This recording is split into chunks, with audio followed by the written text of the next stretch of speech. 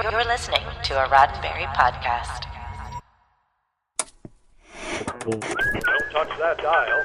We'll be right back. We'll have more news this evening, but first... The latest Gene-ology, a Roddenberry Podcast.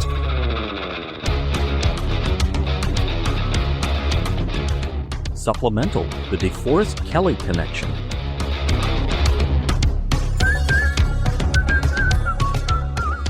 Welcome to Mission Log Gene-ology. I'm Earl Green.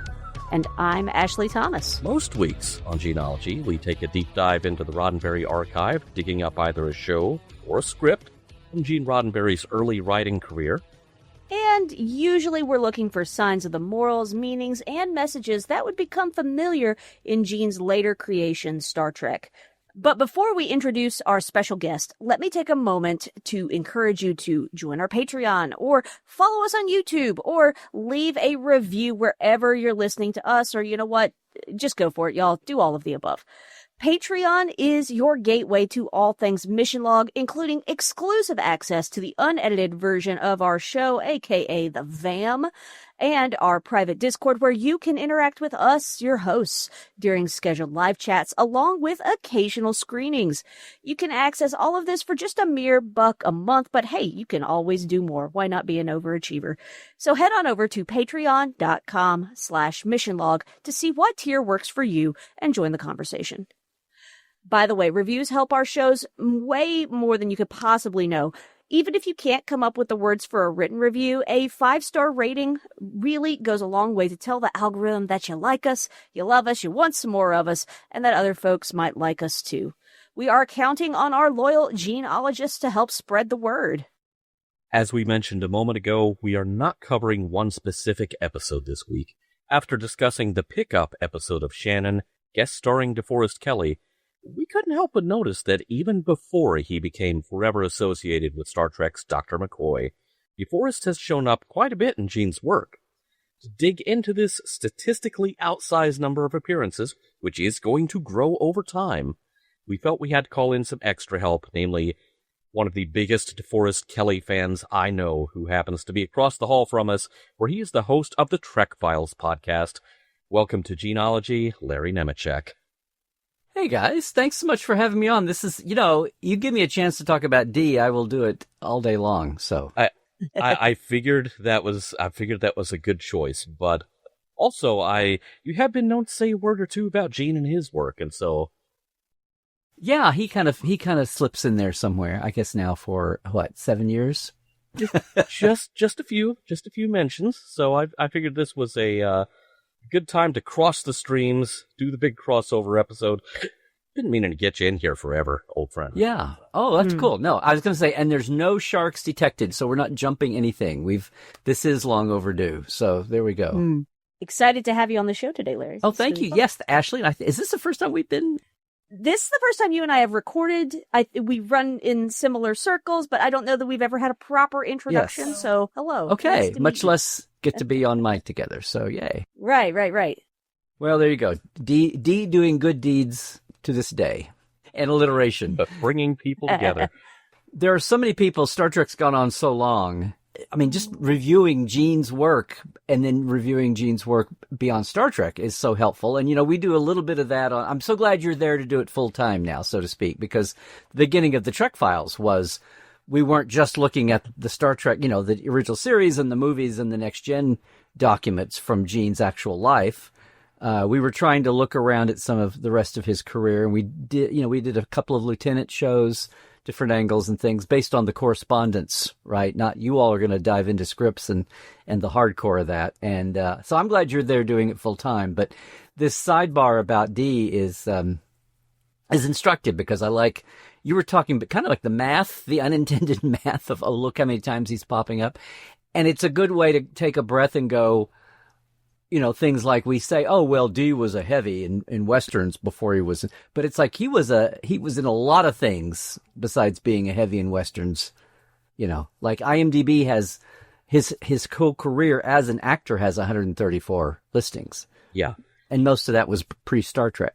And ironically, the first time he kind of crosses paths with Gene, whether they were aware of each other or not, because I think he was just brought in by casting.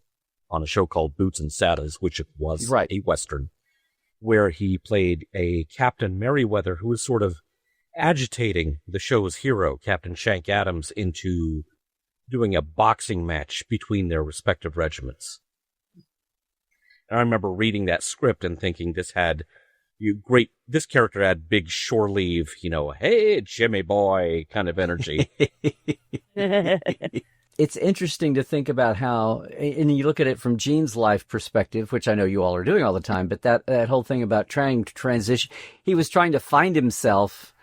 His dad was the cop, so he starts off in that world via, the Air Corps, Air Forces, and then professional pilot, and having a family, and that whole, it's true anytime, but especially in the 40s and 50s with the post-war, generation, and he's got to do the American dream thing and have a family and go support him, and he's a big strapping guy, and what's the problem here, Gene? And just having that yearning, and, as Rod would say, hey, let's talk about my dad, warts and all, and especially as he got older, but just to think of all those things in the mix, and that writing was an outlet that he came to, and he looked back later on and said, when he's a kid, loving Gulliver's Travels, John Carter of Mars, he's looking at what existed then as far, Jules Verne, what was there for science fiction as a kid in his age, and then you got into the pulps era, so there was more, that like Benny Russell would be familiar with, but on DS9, but just looking at Gene's yearning to find his own self, and then coming to, going from police work to being a cop consultant on early shows and Dragnet, and then becoming his own writer. And then he gets to the stage you all are looking at here in when TV comes along, and it's this baby industry in Los Angeles where he is, and he can just bop across town. It's fascinating to think about the things we look at in hindsight, but you go back in the time and see it as an evolving. The more you can add to that stack of having some threads of understanding, and then get to these individual. Here's Gene trying to find his way as a writer in an industry that's so new, and he eventually learns that he needs to do his own series. And as we know now, the Lieutenant wasn't the first one. It's just the first one he owned up to. Right. Right. That actually reminds me, and I believe you have covered this document on the Trek Files. I believe this was the 67-68 Star Trek Writer's Guide. That there was something that Gene wrote in this. Stop worrying about not being a scientist. How many cowboys, police officers, and doctors wrote westerns, detective, and hospital shows? And that just strikes me as so funny, because it's like, oh yes, Gene, tell us, how many police officers hit all these genres? I mean, talk about, unrealistic self-image there. He's kind of trolling his potential writers there very gently. It's amazing for, newer and younger viewers in today's world, when we are so saturated with superheroes in movies and TV, right? And supernatural shows, whether it's X-Files or it's Stranger Things. I mean, the whole, not cop police, drama show. And to think of what a revolution that was. And here for 15 years, you had the heyday of the Westerns that Gene wrote so many Westerns because that's what the world was needing for scripts on shows. And part of the reason why the original Star Trek was so revolutionary was, in a lot of ways, it wasn't that, science fiction was in the closet. It was nerdy, but people didn't even, it was so off the radar. It wasn't even on people's, awareness scope that they didn't even think about having terms to make fun of nerds and geeks until like the 60s. You know what I mean? It was so off. And so to talk, and Twilight Zone was very normal. It was just, little O. Henry tales there, heightened, and people were running around in, most of the time, the characters are running around in suits and ties and dresses and looking very normal. And nobody else was a regular series of sci-fi that, besides Captain Video and, Lost in Space by a year. And then it went down its path, goofy path. So it was so revolutionary. And a lot of it wasn't that they had to convert people's opinion about sci-fi. It was that they had to fill the vacuum. And so when he writes that in the writer's guide, he's trying to reassure the TV writers that he needs not to freak out, just to teach, because that's the last thing he wants. He doesn't want a geeky sci-fi show. He wants a human drama that happens to be set in space and in the future. And at the same time, he's got the sci-fi writers trying to teach them how to TV write. Right. Yeah, and it just kind of feels like, in general, and this is before we zoom back in on the multiple collisions with DeForest Kelley's career. Right, It seems like Star Trek kind of created an awareness of, we didn't realize we were hungry for this side dish over here of science fiction, but now we are. I would argue that Star Wars had the same effect about a decade later. It seems to be kind of a generational thing. If it starts to fall off the radar or become normalized, which I think the danger now is there's so much of it. And so something has to come along to really either shake things up or, more commonly these days, hit retro reference points to wake people up. Right. Well, and again, if we look at the big picture, all these scripts that you're talking about, it's not that they're just, these are the 50s scripts. It's like they're the 50s and early 60s scripts and series, because that's when television developed to this point that we're talking about. TV could have come along like any other new media or any new cultural development came along. It's part of its time, but it's also coexisting with other things. And in the 50s, what's also happening is we're moving past, the uproot of the Depression and World War II were such traumas and change points, intentional, unintentional. Like the space program brought us, eventually GPS and Velcro and a million other home computers and a million other things.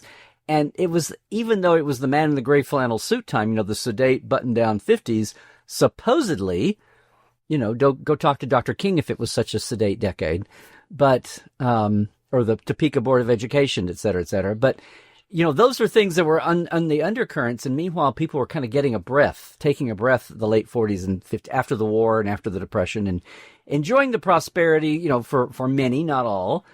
And the Westerns taking over the way they did was kind of they're feeding, what is a safe place to go to satisfy and do a yearning. But it's also, TV went through this page. It was so new. You had the Rod Serlings, and Patty Chayefsky's writing a lot of TV in those days were the live drama.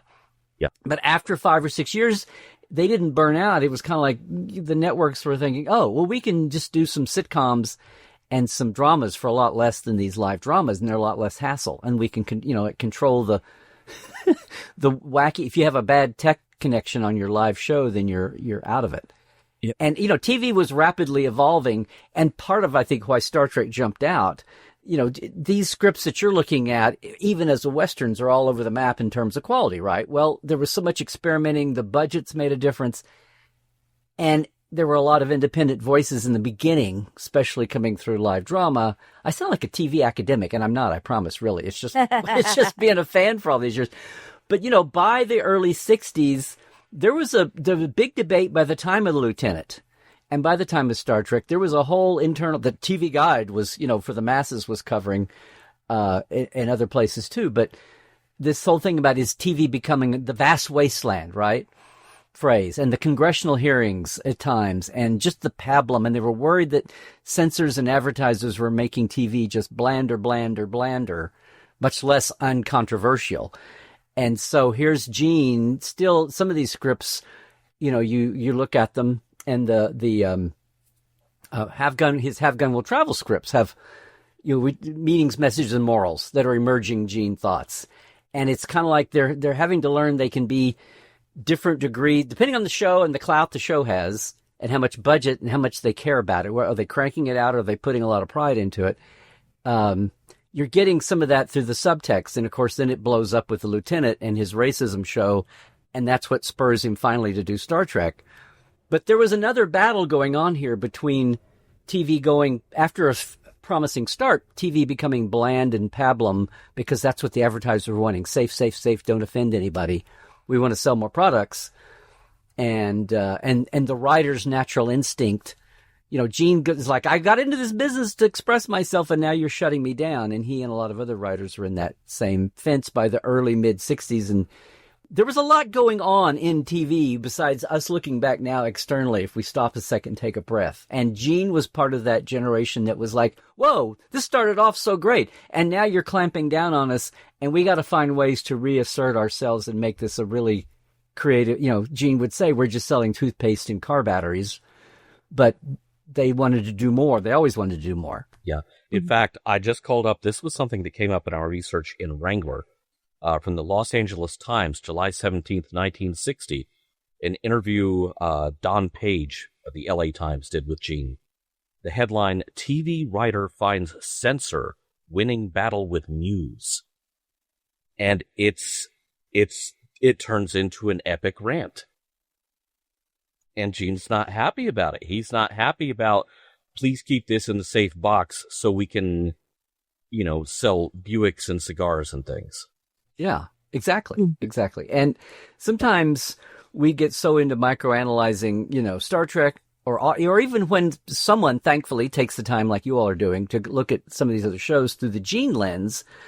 But you're looking at these episodes and then necessarily the series, so you've got to take the next step and think about what's happening in TV, but then what's behind that in the culture. Yeah. And, context is, my least favorite title is Context is for Kings of any episodes, because it's like, no, context is for, the common folk too, because, I'm sitting over here mouthing everybody like everyone can see that. But there is a book by Dr. Kathleen Spencer on the subject of Have Gun Will Travel.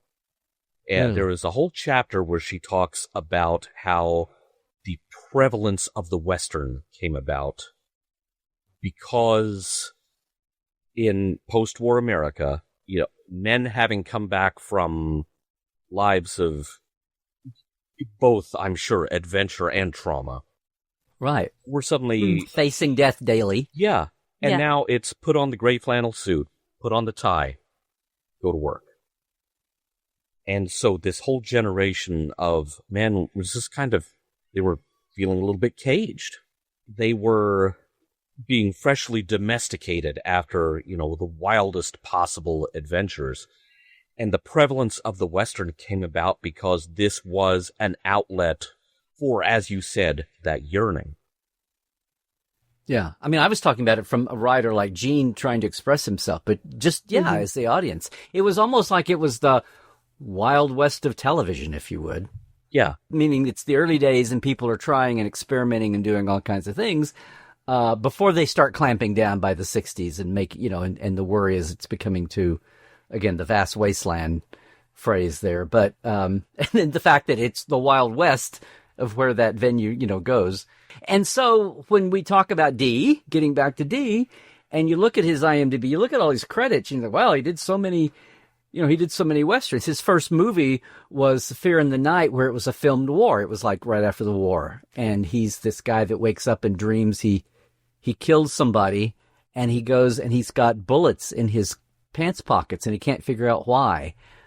And people think he's crazy. And then it unravels. And then he's in this musical Variety Girl that's one of those all-star, bits where there's everybody in it, Spike Jonze and his City Slickers, and he's like the straight guy to a couple of crazy, wacky girl characters, and he's the agent or something, and he's like all through it. And you can tell it's in the day, they're trying him out in different roles and see. So it's not like he was just always on a horse the whole time.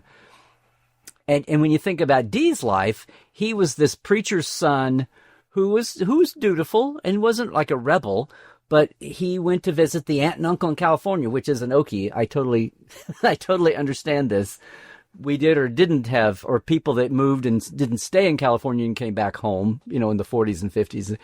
And he's the kid that came out and then stayed, Long Beach, and went to theater, and that's where he met Carolyn, his future wife, and kind of and met A.C. Lyles, who was, lifelong producer at Paramount and did these B-grade Western, a lot of Westerns and things. Some he did with Dee, or Dee was in the cast, but his life of kind of getting away from his roots and the preacher's son. But he had an uncle that was a doctor. And it's funny how many of these roles he didn't go looking to play a doctor either, but, even in some of the Westerns, right? So it's funny how that DNA is in him, whether he publicly accesses it or not, or looks for that. But the reason he's in so many Westerns is because that's what there was. That's where the jobs were. It's insane. Just things to keep him. But he didn't just do Westerns. True. But, almost staying ridiculously surface level, his face lent itself so well to heavy roles. And we have referred to it on this show as resting bones face. He had a fantastic face. I mean, very... Oh, yeah. Well, a character face, right? Yes. With his bags and crow's feet. And he could turn on that smile, that Jimmy Boy smile, or he could do that scowl. He could go, and the face is reflecting what's going on. Because he is a lot like a lot of actors, from John Wayne to Will Rogers, where a critic would say, he's always playing himself in just different roles, and you could say that about Dee. And I think there's times I have an attitude sometimes. It's like, well, are they paying me for it? And I don't mean that crassly. I mean, like for years, when I was a reporter for years, we had one guy who would wear a tie every day to work. And he was not a showy dresser, but he just felt like he had to stick on a clip-on tie because he would go to City Hall a lot. He was our city reporter. And I remember thinking, but nobody else did. None of the other men in our newsroom did. And I remember, and he wasn't showy and ostentatious and, trying to be a clothes horse. He just felt like that's what he had to do. And every once in a while I would think, I'll put on a tie when they pay me to do it. Yeah. I'm broad brushing here big time, pivoting back to Dee, but I know just from Star Trek, there were the times when it felt like, and I hate to use the phrase calling it in, because I don't think they would ever do that, but there's times when Dee is one of the 5 people in the scene. He's holding the Tommy gun in the background of the gangster show. And, or he's front and center with the scene, like with Edith, or he's front and center with a scene like the Doomsday Machine, and go down the list, Shore Leave, whatever. And you can tell. And I just feel like you couldn't help it. If he's not going to get the lead money and the pressure's not on him, like Shatner or like any of these other situations, I don't want to say he's sloughing off when he's not in the spotlight, but you're human, and he's done all these roles, and he's smart enough to know when he needs to turn it on and when you don't. When are you in the spotlight? When are you in the solo shot? And when are you just with the 20 people and you just have to, and you not stick out, right? Right. Even when you've got a speaking. So I don't know what I'm trying to get to here, aside from people that look at Dee and say, oh, well, he was himself in all these roles. I mean, I was rereading Terry Rio's great, Dee was the only one who didn't do his own biography, right? So his own autobiography. And so Terry, after Dee had passed, but Carolyn was still with us, although she only had a couple more years after that, and she was kind of disabled. But she had access to all of his personal papers and the family, and interviewed tons of people, including me for some reason for a couple of comments. But Kim Smith, who was his late life friend and has written her own books about Dee. But she gets into Dee's life and personality, and the young man getting away from the South, but having the preacher's boy and the doctor's nephew in him, and wasn't in active. He was in the war, but he was in the film units, and it's a great. From Sawdust to Stardust is Terry's book about Dee. I recommend it heavily. We're talking about how much energy he brought or didn't bring to a scene. I feel like there's also some stone cold professionalism there, because kind of the first rule of the film extra, which he was not an extra, he was a character actor. Oh, absolutely. Right. But, right. It's kind of like, if we notice you, it's not a good thing.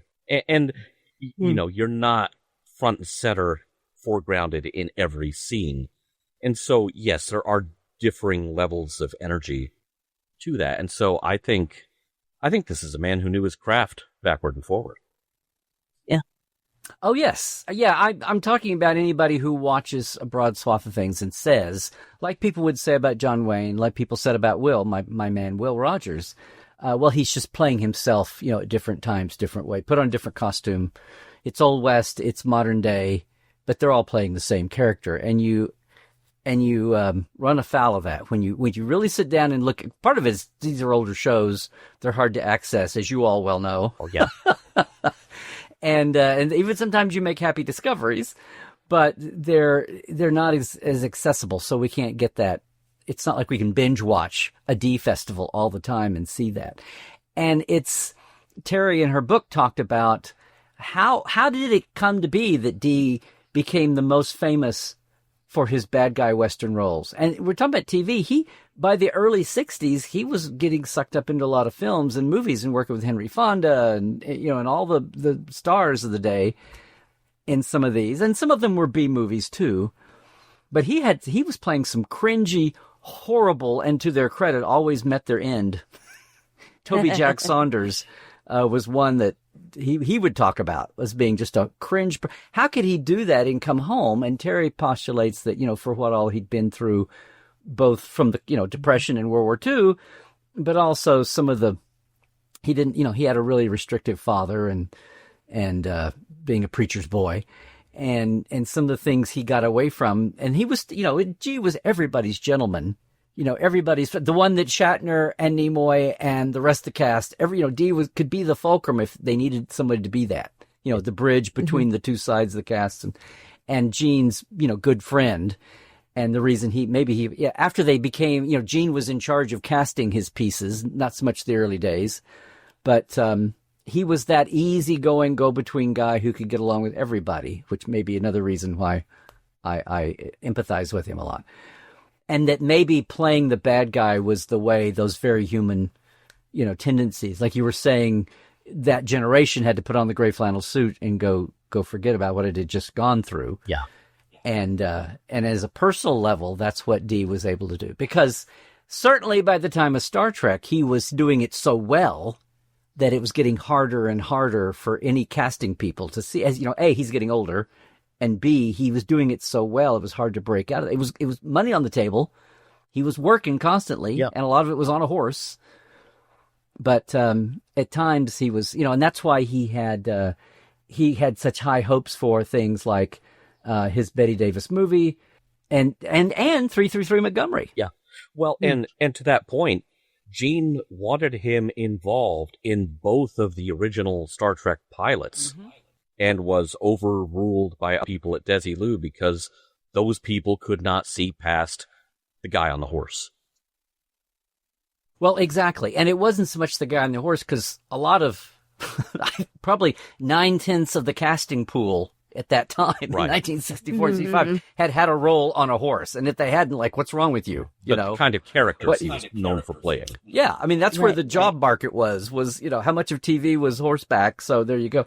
But, and again, Terry in her book and with the correspondence at the time, not direct or interviews of D, but between Carolyn and his best friends who were still there and talking, and then the correspondence and papers was talking about his hopes for things like Marriage on the Rocks, and Slattery's People was a lawyer show, and he did a 77 Sunset Strip. I mean, he's doing other things besides the Westerns that were all over.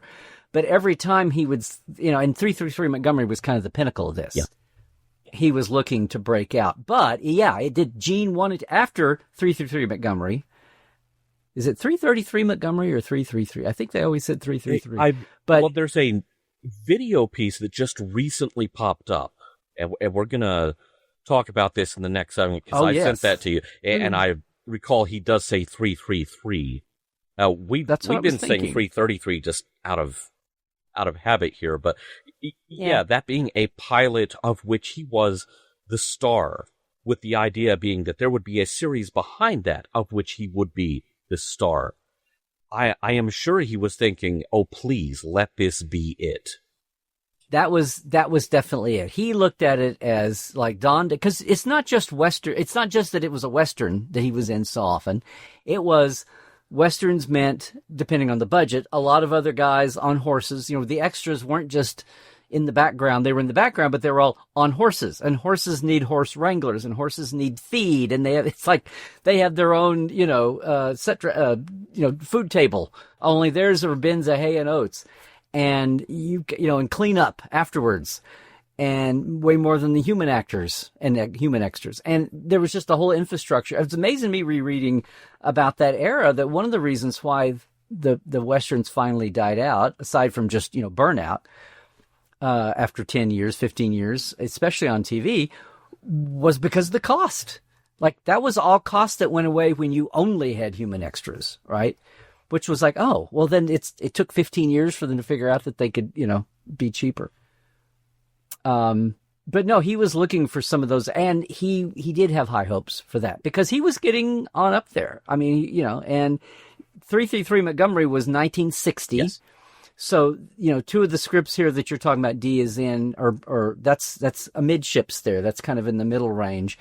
And he was thinking that all those hours he had put on into all these shows, these up at dawn kind of Westerns. And, we got to catch it. A lot of them shot outdoors. Mm-hmm. So they're all concerned about catching the light and all of that more so than you do on stage.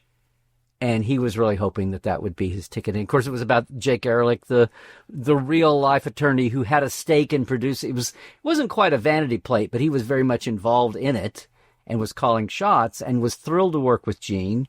And that's where they met, was working on this pilot. And apparently, from Terry's book, got on famously. So the whole time they were developing, after he was cast, he came to him through casting channels, but once he was cast, and Dee talks about the first time they met was him going up to his little office in West Hollywood, West LA, and meeting this big bear of a guy, the way people would talk. And they hit it off instantly. And they were so different because here's Gene gradually getting into this wine, women, and song attitude is that, is I'm a producer and I've earned all this. And here's Dee, just he and Carolyn with this very simple life and very private life that they kept going. Very friendly and to the fans but always able to go, didn't have kids. And he would retreat to his little house there on Greenleaf. He and Carolyn. And a lot of folks in Star Trek didn't always have people at the house. They were not partiers. They were not Hollywood types. And it wasn't a personal thing. It was just their lifestyle. And it's interesting to think about Dee being that way. So for Dee and Gene, that way, they were like 180-degree opposites. But they got along famously. And yeah, from Jake Ehrlich onward, from 333 Montgomery onward, it feels like, in hindsight, it's easy to say this, but it feels like Dee thought that if he hung around this Roddenberry guy, that something good was going to come out of the relationship.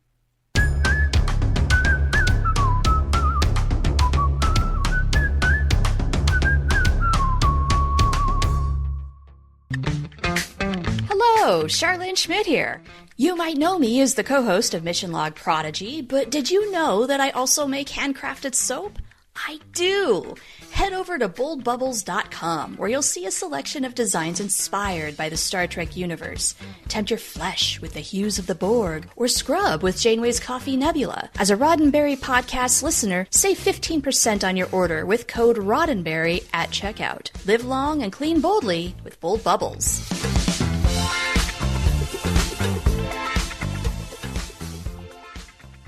Earl, Larry, let's shift a little bit. Can we talk a little bit about 333 Montgomery, or 333 Montgomery as we've been calling it? There's been a little surprise video pop up recently. You guys want to talk about that?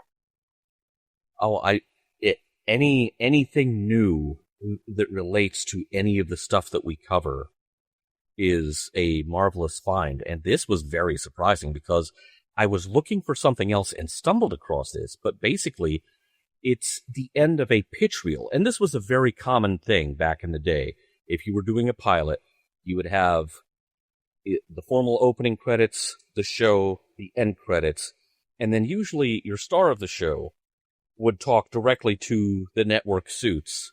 This is why you should buy our show. And they would talk up the writers. They would talk up the people behind it. And that is definitely the case here, although in this case, it's DeForest Kelley, as DeForest Kelley, addressing the camera, addressing whoever's watching, talking about his prep work, and literally living with Jake Ehrlich, who was, a Hollywood power attorney, even in this day. San Francisco. And living with the man to pick up his mannerisms and his style before playing a fictionalized version of him. There was so much more to Dee that a lot of people may take for granted as an actor. And he totally sensed this might be his ticket to a series. Just like Gene was trying to get a series and get out of the week-to-week rut of writing, it was the same thing with actors and Dee. And it was, well, I think I put in enough hard work, so I think I've paid my dues. Good enough. People seem to love me in different things, and I'm working all the time, so that's got to say something. But it's a lot like Susan Oliver, who was working all the time. We know from, playing Vina in The Cage, but she had so many credits. There's a great documentary about her that's out, and it's kind of a tragedy how she worked. And as a woman, but she had a youthful appearance for a long time and she didn't go from playing the kid to the grandmother so much. She just played kind of the same age range for 20 or from the late 50s into the 70s, early 80s. It was amazing. But she never got to jump up and have a series lead. But here's Dee trying to do the same thing, working all the time, and you would think, well, he's not so much being entitled, but you'd think there's something about him that audiences like and would want to see as a series lead. And so he had a lot of stock. He really hit it off with Gene. Apparently, he went up and, now this was a bigger deal even in the late 50s. This is 1960. But he makes a big deal in his book. Terry Rio talks about, in her book about Dee, he didn't write it, about him going up and checking in and living in San Francisco for those months. And after he was cast, still participating in the development. So yeah, I don't know how much of that was that new video. And thank you for that, by the way, I don't think so much of it was Hollywood hype. I think there was to a degree, because one thing, here's Jake Ehrlich doing this show. It's kind of a vanity project. I don't want to say ego for the bad side of ego, but he's an open door. He's wanting it to look well, and people are convinced that he's one of the top attorneys of the day that the national audience knows, like Marvin Belli, on down the list. Otherwise, the network wouldn't be so interested, or the studio wouldn't think that it was such a property. Oh, if it's Jake Ehrlich's real life stories, if Joe Friday had been a real cop, like this would be the next step up, taken from the files. People love those shows. And only it's his personal case files, and it's his name, not a fictional person. So Dee's investing a lot of time, I think, and Gene's having him do it. And that's Gene's approach too. Gene's, looking at but it's Jake Ehrlich doing it, and he's part of selling the show. And so, yeah, all that access you see is part of the formula for this particular show. And I'm, without knowing all that, watching 333 years ago, I remember thinking, now, this is 1960, and McCoy comes along in 66, but Dee is really, there's times when I wonder if it's Dee just trying to put distance between himself and cowboy roles, because he's really, there's a scene where he's doing his statement to the jury, right? And anytime he's in the courtroom scene, and he's defending basically a guilty person, it's just like a matter of how guilty he's going to be. And that's ultimately what they said doomed it from being picked up, apparently. Like the network just didn't think an audience they're not going to buy a show about a guilty person doing well. I mean, they were like, in the time, the nuance was lost on people. He was guilty. He should be guilty. Throw the book at him. But that's what the legal profession was all about, was being an artful attorney for your client, right? Right. And that's what Jake, and they weren't all going to be that way. They were going to be the people who were misarrested and misjudged, and a whole range of characters once they'd got to case types, once they got to a series. But for some reason, that's what they picked to do the pilot. But as they went into it, it was all about that, and the tailoring and the suits that they did, and the gesture. You watch the show, and he's doing gestures that don't look like McCoy, and they probably don't look like Toby Jack Saunders or any other heavy he played in Western. He's doing lawyer-type, gestures and pronouncements and turns of phrase and just his tone and speaking rhythm. And I see that video, and I'm like, oh, he didn't just do that, sit down and go, like, how can I be as not a heavy in a Western as possible for this role? He's taking the cues. That must be his attempt to, I don't want to say impersonate, but inhabit the real Jake Ehrlich. And it was all done by the time you shot the thing and then put it together and put it out to sell, there are no accidental choices. Yeah. And it goes beyond just what Gene was wanting to what Jake Ehrlich was wanting, the attorney. It's fascinating to watch it. And so thank you for this video, because it really pins it down that wasn't just Dee working in a vacuum to think, oh, I'm going to do this because this looks like a lawyer doing his, closing statement.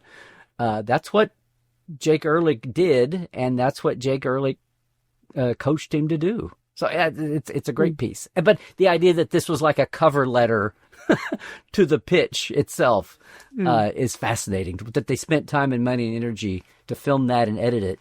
Yeah. Because it's all over the place. They're out on location. They're at his real office, and they're inside, and they're all over. And they've got clips of him before a jury, of the real Jake Ehrlich before a jury that they juxtapose with Dee acting, and it's fascinating. And by the way, we are going to include this video in with the show notes on this edition of the podcast, so everyone can see what we're talking about, because it is visible to the public. It's just a marvelous surprise to pop up after all these years. I'm kind of hoping this person has a more pristine copy of the actual pilot to go with that than what we have now, because I think the only thing we have now is a very edited down repeat from A&E circa 1987 or so.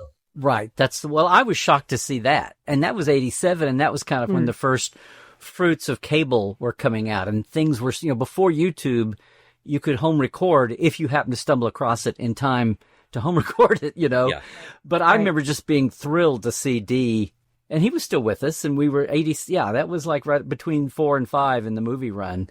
But I was just like, oh my God, this is such a revelation at the time to see this. And then to go back and kind of, you couldn't Google it, so you had to do a little digging, but to find out that was the unsold pilot with Dee as this famous real attorney. And I'm like, wow.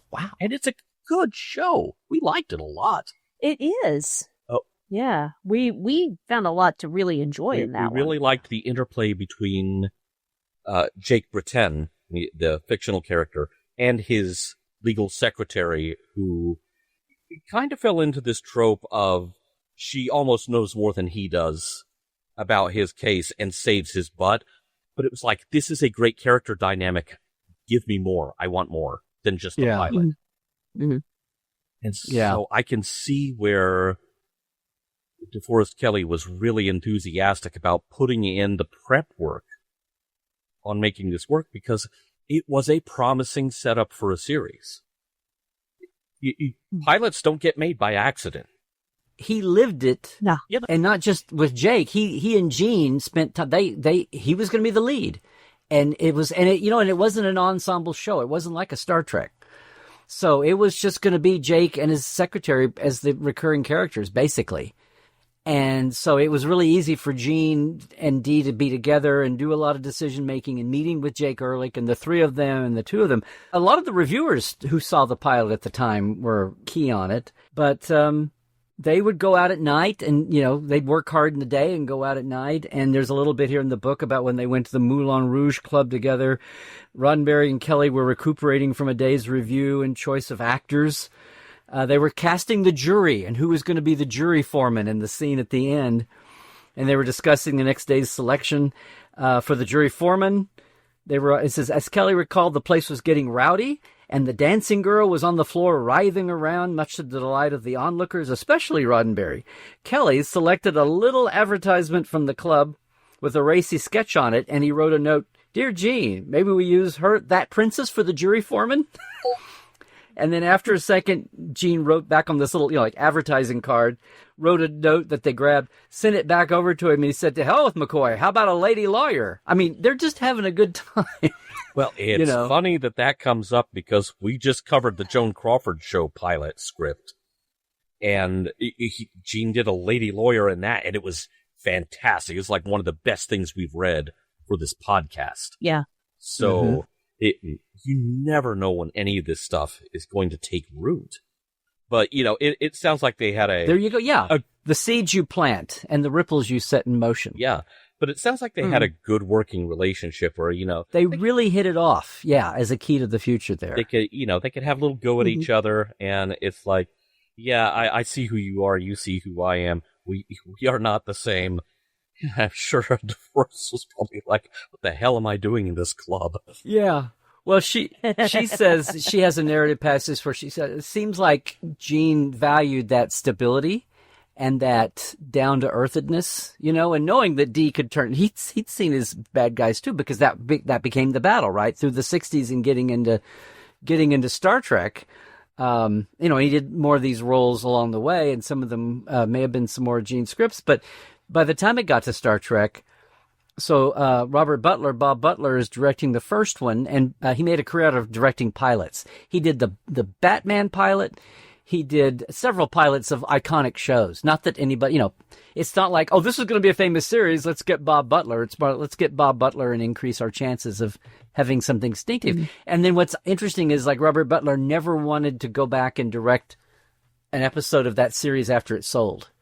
It's almost like he would direct it, get it off the ground, launch it, say my work here is done, and then move on to the next show. Like, he never directed another Star Trek.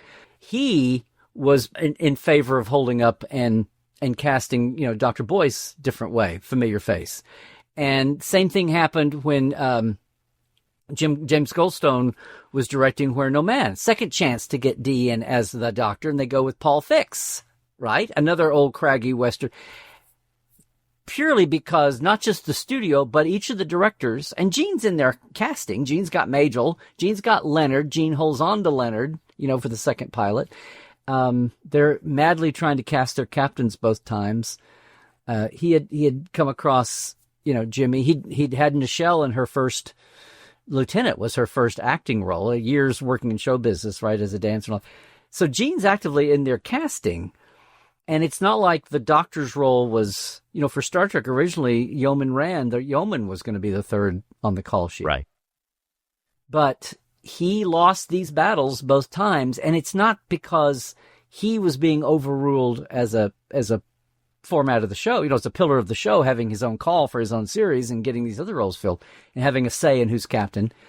It's just that everybody, aside from Gene, could line up, from the director and then the studio people. And, they hadn't sold to a network. They're pitching to different networks. But everybody on the other side was like, no, are you kidding, DeForest Kelley? We need our Doctor to be a doctor.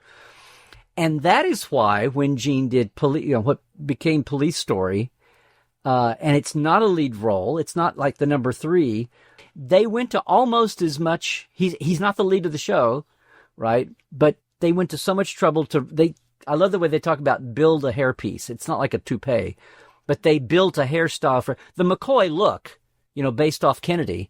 The swoosh. I always called it the swoosh. That building that and getting rid of his grizzled, like 5 o'clock shadow look. He's shaved clean. He's got that McCoy head before it was McCoy's hair. And he's in this, number 5, number 6 role on the call sheet in Police Story. It's a half hour. It's not even like there's that much time for anybody to be on screen. And after they do that, at the same time he's doing The Cage, basically in that same time frame. Dee's not part of The Cage, but Gene's got him working on this pilot. And again, Dee is like, okay, I'm hanging on, I'm keeping this guy in my Rolodex. Something good's going to happen with him. And nothing happened with Police Story. It didn't sell. He winds up using Steve Inat, but he gets Grace Lee Whitney but it was something on film that he could show to people. Third time's the charm. They've gone through 2 Doctors, 2 old Western stars here, John Hoyt then, and a lot of things, John Hoyt, but Paul Fix especially from The Rifleman, I think. Yeah. And here's Dee, and it's like, oh, well then, okay. Why didn't you say so? Yeah, our boy looks good in a lab coat. Who knew? Yeah. He cleans up good. My first experience with DeForest Kelley was as Dr. McCoy. And so it's so hard for me, to see him in anything else as other than like this, kind of snarky, sarcastic doctor. My dad loves Westerns, and occasionally I've wandered into the living room, like, what you watching, Dad? Oh my gosh, there's what?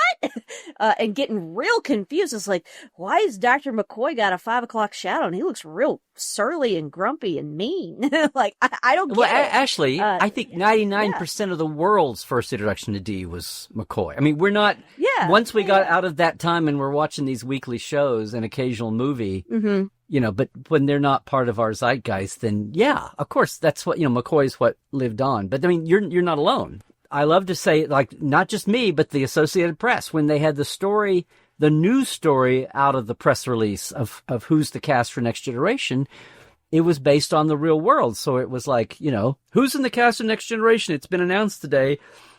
It's LeVar Burton of Roots, Will Wheaton of Stand By Me, and a famous British Shakespearean actor, who was in I, Claudius, and some other people. I mean, and that's the real world. And I finally got to say this to Brent. I said, when I saw you, I realized that was you in Next Generation. I saw the name. I went, oh, the Wheelers from Night Court. And he kind of rolled his eyes. He always denigrated. He always like, yeah, Larry. And I finally had a convention chance. I was the moderator for Brent, like he needs one. And I finally got to do it. I said, would you please tell me the story of the Wheelers on Night Court? And he kind of went, oh, Larry, oh, yeah, that was a real big deal. And the audience went, yes. And he looked shocked. And I said, Brent, most of the country wasn't in New York seeing you, Sunday in the Park with George or whatever. Most of the country knows you from the Wheelers on Night Court. And it was like he got it for the first time.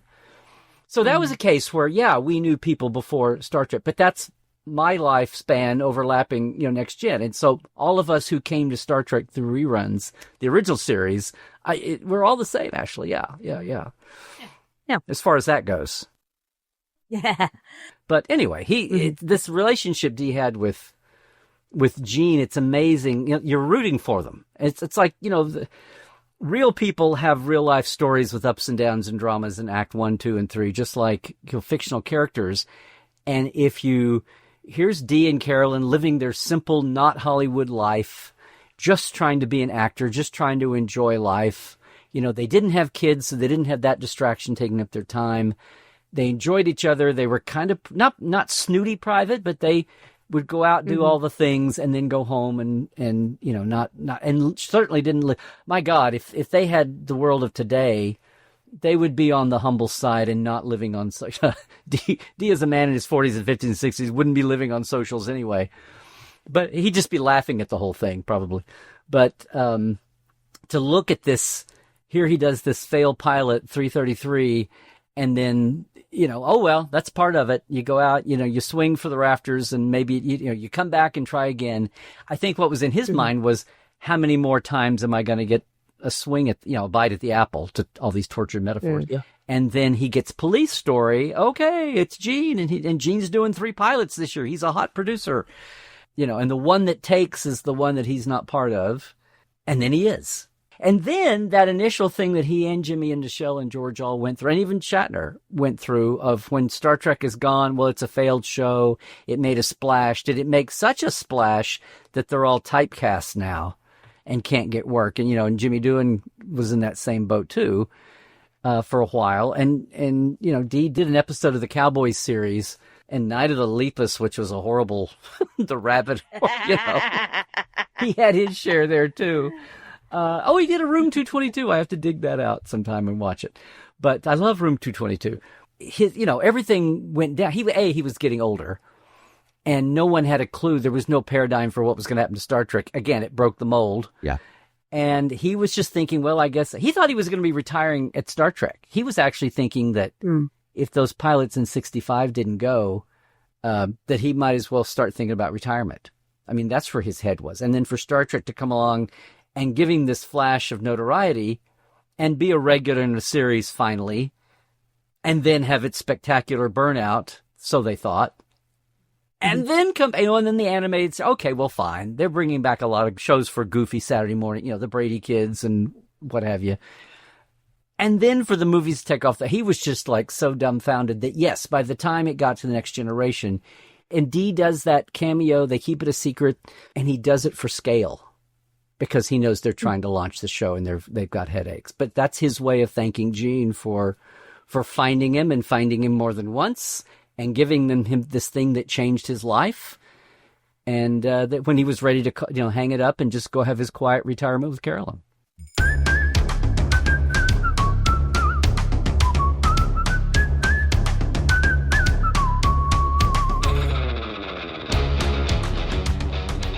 I don't want to lose the one more collision with Gene that happened in between 333 Montgomery and Police Story.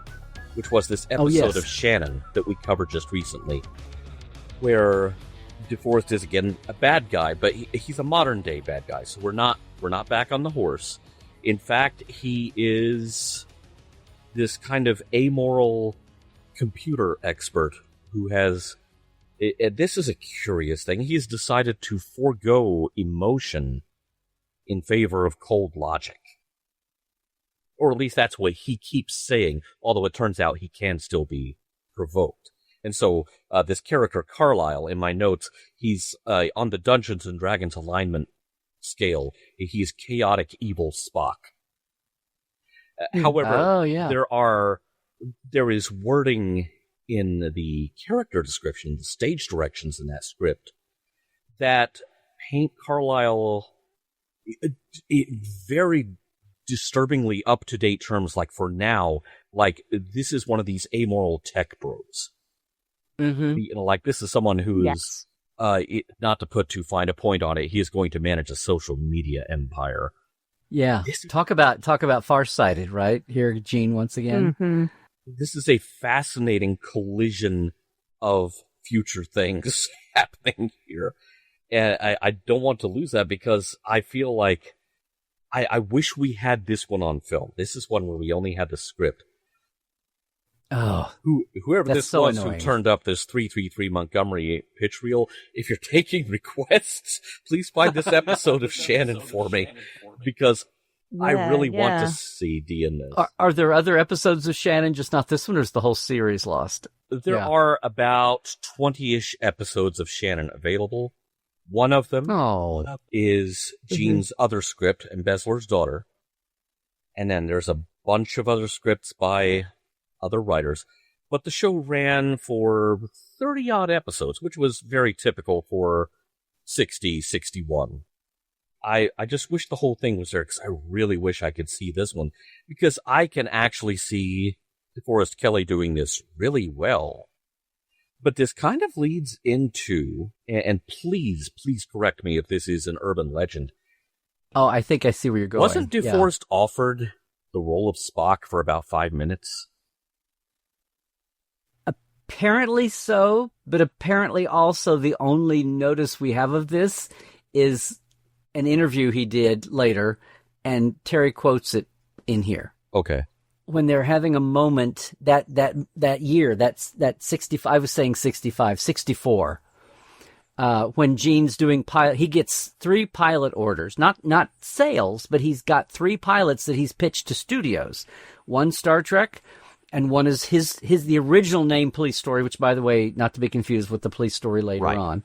And then the one that became infamous, The Long Hunt of April Savage, and there's that name, April, which was a Western, which was an anthology, was going to be Robert Lansing is the lead character. His wife and family are mass murdered while he's away he's a farmer in the 1800s. And the whole series, it's kind of like a reverse Kung Fu, or a reverse of The Fugitive, where he's in search of the people that did this to him. In this case, he's on a hunt, and each episode he comes across a different, situation, and maybe out of each one he gets a glimmer of a clue, or he gets close to a glimmer of a clue of the story arc of the series. But meanwhile, each individual episode is a standalone, and that was going to be the arc of it. And basically, that's fine, and they're out on location shooting it. And he wants to cast Robert Lansing from 12 O'Clock High, Gary Seven from Star Trek, and it's potentially for ABC. The studio hates Robert Lansing and hates him for this, and Gene is insistent because he's another one that Gene loved and wanted to use in something, and would have had him as the lead of his Assignment Earth series. And they hate it, but Gene's ignoring it. And Herb's Solo's with him. And they're ignoring the telegrams, they're ignoring the phone calls, they're out on location. And finally, New York puts a junior executive on the plane to go out and fire, shut things down and fire. And it's junior executive Harv Bennett. Yeah. Which is why there was an extra level of animosity when Harv comes in to relieve Gene as King Cobra here at the top of the Star Trek heap during the movie era. There was this whole other extra level of just there.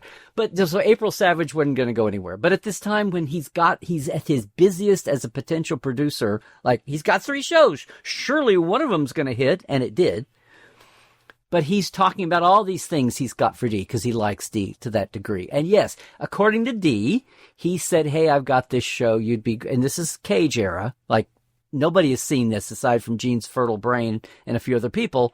Finding out about this Shannon script, I'm kind of with you. Maybe not dominating everything, but I think once he saw Leonard Nimoy, because Leonard Nimoy was a guest star in an episode of Lieutenant. Yes, with Majel. And he came to Gene the same way Nichelle Nichols did in her first, credited role. So I think once he saw Leonard and came away from that, and I think once Dorothy Fontana got in his ear as his secretary, as his assistant, I think Leonard was bound for that role. But yes, in the very early days, which would have included D in his orbit, right, when they're having drinks or something, and he's mentioning things. So D later on, not from regret, I think he's laughing at it when he's talking, like, can you imagine me as Spock? But just to say, oh, by the way, before Leonard came along and became the obvious Spock, Gene threw this at me. He's like, I've got this over here, I've got this over here, I've got this over here. But for Gene to even mention that, it had to be because he had just seen him play this Carlisle. Yeah, he had to. That's why I want to see it so bad. He had to. Damn it, world, get us a copy of this episode. Damn it. He had to make a hell of an impression to be bound in Gene's mind with this character type.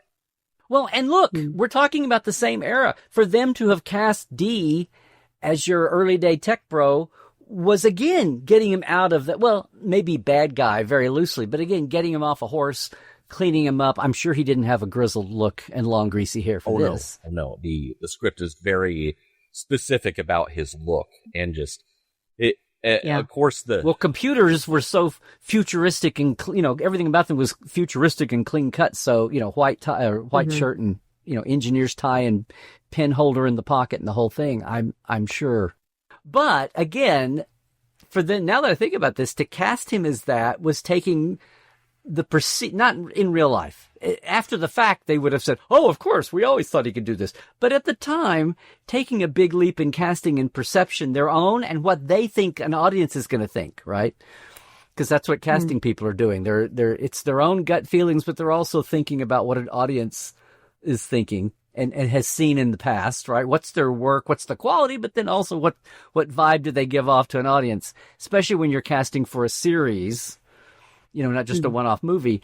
And they're taking as big a leap having him in this episode. Oh my God, I wish we could find the video for this now. I just found the description, and y'all just imagine this is how they're describing DeForest Kelley. Late 20s, he has the kind of quick, intelligent face we find in many of the new crop of electronic engineers who are revolutionizing the world today. With a well-muscled, long frame, a semi-crew cut, wearing a brass-buttoned sport coat with the emblem at vest pocket, he looks more the successful junior executive and Playboy devotee than a dangerous criminal. Pleasant-looking until you notice the eyes and expression, the sardonic look of a man who has decided he is an exceptional one, not bound by any rules. Wow. Talk about your tech. This is what year? 61. 61, yeah, and I'm like, that's D? Well, yeah, that's D. That is such a premonition on Tech Bros. The 61 version, but also watch watch The Right Stuff, watch Apollo 13, watch Hidden Figures of that era, like early NASA. Yeah, and that's the stereotype of all the young what Gene is touching, and this is Gene's script, so he's writing all that description. He's he's watching. We're in the early days trying to get an astronaut in orbit here and fight the Russians, and that's. So to have one of those guys, those technical genius who are, like the Kennedy era, but a bad slice of one. Talking about how he looks normal until you get to the eyes. And I'm thinking there was something that DeForest Kelley was extraordinarily good at sometimes. And sometimes even in Star Trek, you could see this. I'm thinking of Space Seed, where it's like, either choke me or cut my throat. Basically, let's get on with it. It's a very cold line reading. Oh yeah. Oh, Doomsday Machine when Spock and Decker are fighting. Yeah. And Decker says, "You may leave the bridge." And I always say it's the best McCoy go to hell look in the whole series, and there's no line with it. It's just him, that cold steel stare of McCoy with Dee doing it, back at Decker, and he does the toe tap, and then he exits. It's one of my, to me, one of the most iconic McCoy moments. I should say it's one of the most iconic Dee moments, but it's one of those times when he could really sell that. And it's on that same, it's a different vibe of that same flavor you're talking about. We'll either cut my, Yeah. let me go or cut my throat, one of the two, yeah. He was an extraordinary actor, and I think that is the other half of the equation that maybe we're soft pedaling here. Gene knew this was someone who could deliver the goods no matter what he handed him. And, of course, that is why DeForest was so busy in the first place. And people talk about, these actors show up in everything. Oh, they'll take anything. Well, one thing he's not doing? He's not starving. Exactly. Well, I would be now you've got me so piqued between doing the show and this discussion today. I am so piqued to see if this ever turns up. So it's a great, amazing story. You can look at Gene's life on his own and Dee's life on its own, but when you have this, as you say, the intersection is really fascinating. And it's if there was a love story between two guys who were so diametrically different in personality, but they made great drama and storytelling together when they worked together. Absolutely. So thanks for pointing that out and connecting all these dots and having me on to talk about it. Anytime, old friend.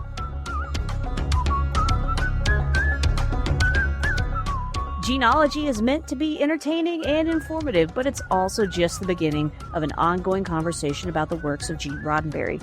Drop us a line at missionlog@roddenberry.com and join us on Facebook at MissionLogPod, and please remember, your comments could be used on future installments of Gene-ology. Now, if you have any material that might be of interest to us that isn't already in the Roddenberry archive, drop us a line at missionlog@roddenberry.com. Our website is missionlogpodcast.com.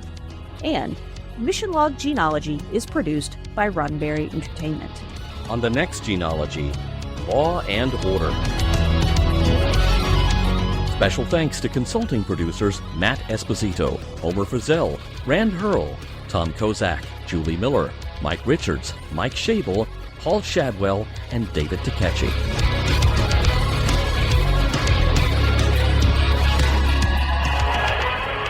We'll be back next week with more of your favorite programs. This concludes our broadcast day.